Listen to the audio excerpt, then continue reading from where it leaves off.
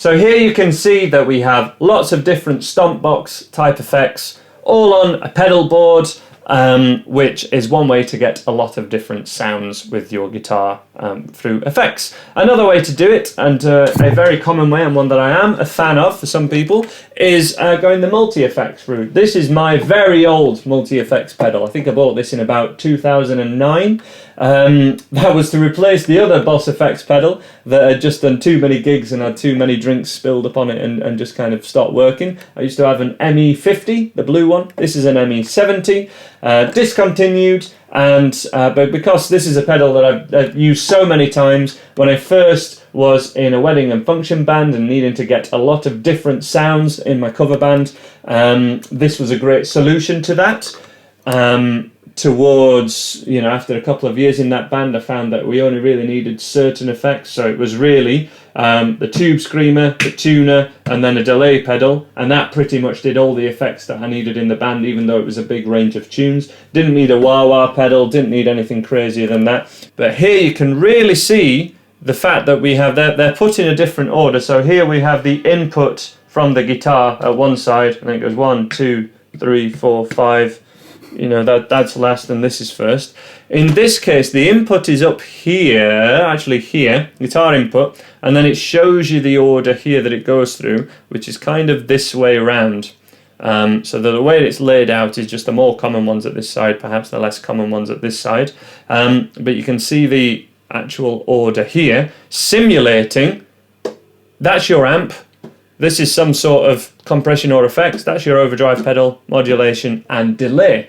That's what this pedal is simulating. It is simulating all of these pedals, and therefore a multi-effects can be a really affordable option to get a lot of different sounds. For example, I actually picked this one up second hand a few years ago for about £100 from eBay, and even, you know, the delay pedal itself, for example, is a little bit over £100. I think the wah pedal here, which you've got to presume is very similar at least to this wah pedal, because they're both made by Boss, this would be about £100. Tube screamer, a little bit over £100. Overdrive, just under about 80, etc, etc. But you can start to see how it can really mount up price-wise, and an effects pedal can be a really affordable way to do it. The downside is that these can be a lot harder for beginners especially to kind of get their head around to do. And what you end up doing, rather than using the Stompbox mentality, which I kind of like, and I think most guitarists like, we end up just relying on presets and just going from the Van Halen sound to the, you know, U2 sound to an Angus Young sound,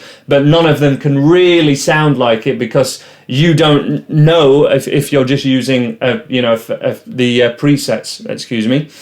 You're not tweaking the sound to actually get the sound that you're wanting in your head. So Stompboxes, as these are called, are a really good example of how to, you know, get actually used to each individual sound and tweak it and actually find how to make the sounds that you're wanting. These are great and more affordable, but can be a lot more confusing. The easiest range that I've known of how to you know, for student friendly and guitarist friendly and beginner friendly are the ME series, because it's more of this Stompbox effect, and then make your choice depending on budget and whichever preference is for you. Many people will say there is a right and wrong about this stuff and that multiple effects can be kind of bad.